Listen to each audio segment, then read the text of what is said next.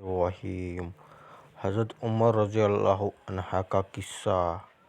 حضرت عمر رضی اللہ عنہ جن کے پاک نام پر آج مسلمانوں کو فخر ہے اور جن کے جوش ایمانی سے آج 1400 برس بعد تک کافروں کے دلوں میں خوف ہے۔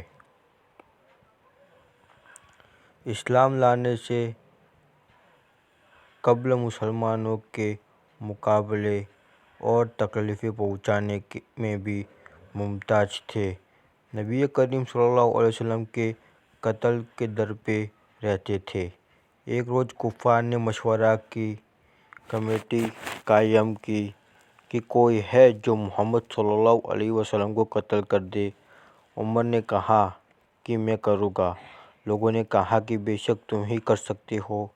عمر رضی اللہ تعالیٰ عنہ نے تلوار لٹکائے ہوئے اٹھے اور چل دیے۔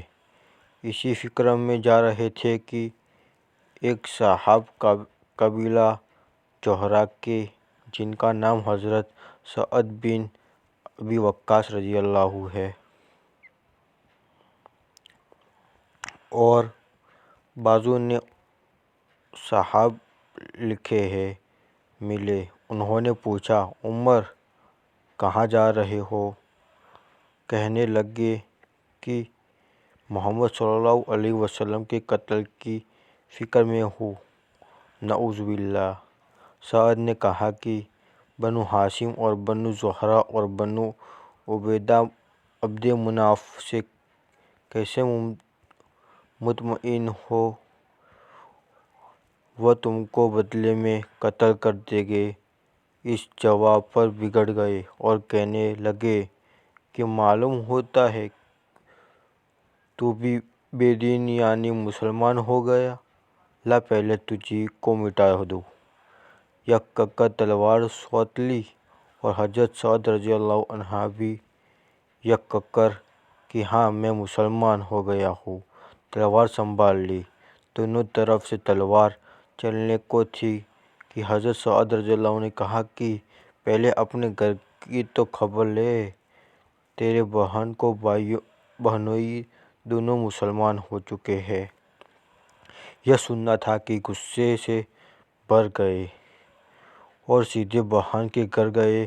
وہاں حضرت عباس رضی اللہ عنہ جن کا ذکر نمبر 6 پر گزرا، کواڑ بند کیے ہوئے دونوں میاں بیوی کو قرآن شریف پڑھا رہے تھے۔ حضرت عمر رضی اللہ تعالیٰ عنہ نے کواڑ کھلوایا۔ ان کی آواز سے حضرت عباس رضی اللہ عنہ تو جلدی سے اندر چھپ گئے اور وہ صحیفہ بھی جلدی میں باہر ہی رہ گیا جس پر آیت قرآنی لکھی ہوئی تھی۔ ہمشیرہ نے کواڑ کھولے۔ حضرت عمر رضی اللہ تعالیٰ عنہ کے ہاتھ میں کوئی چیز تھی، اس کو بہن کے سر پر مارا جس سے سر سے خون بہنے لگا اور کہا کہ اپنی جان کی دشمن تو بھی بد دین ہو گئی۔ اس کے بعد گھر میں آئے اور پوچھا کہ کیا کر رہے تھے اور یہ آواز کس کی تھی؟ بہنوئی نے کہا کہ بات چیت کر رہے تھے۔ کہنے لگے، کیا تم نے اپنا دین کو چھوڑ کر دوسرا دین اختیار کر لیا ہے؟ بہنوئی نے کہا کہ ہاں، اگر دوسرا دین حق ہو تو تب یہ سننا تھا کہ ان کی داڑھی پکڑ کر کھینچی اور بے تحاشا ٹوٹ پڑے اور زمین پر گر کر خوب مارا۔ بہن نے چھڑانے کی کوشش کی تو انہوں نے منہ پر اس زور سے ایک تماچا مارا کہ خون نکل آیا۔ وہ بھی آخر عمر ہی کی بہن تھی۔ کہنے لگی کہ عمر، ہم کو اس وجہ سے مارا جاتا ہے کہ ہم مسلمان ہو گئے۔ بے شک ہم مسلمان ہو گئے ہیں۔ جو تجھ سے ہو سکے تو کر لے۔ اس کے بعد حضرت عمر رضی اللہ تعالیٰ عنہ کی نگاہ اس صحیفے پر پڑی جو جلدی ہی میں باہر رہ گیا تھا اور غصے کا جوش بھی اس گار پیٹ سے کم ہو گیا تھا اور بہن کے اس طرح سے خون میں بھر جانے سے شرم سے بھی آ رہی تھی۔ کہنے لگے کہ اچھا مجھے دکھلاؤ یہ کیا ہے؟ بہن نے کہا کہ تو ناپاک ہے اور اس کو ناپاک ہاتھ نہیں لگا سکتے۔ ہرچند اصرار کیا مگر وہ بے وضو اور غسل کے دینے کو تیار نہ ہوئی۔ حضرت عمر رضی اللہ عنہ نے غسل کیا اور اس کو لے کر پڑھا۔ اس میں صورتحال لکھی ہوئی تھی۔ اس کو پڑھنا شروع کیا اور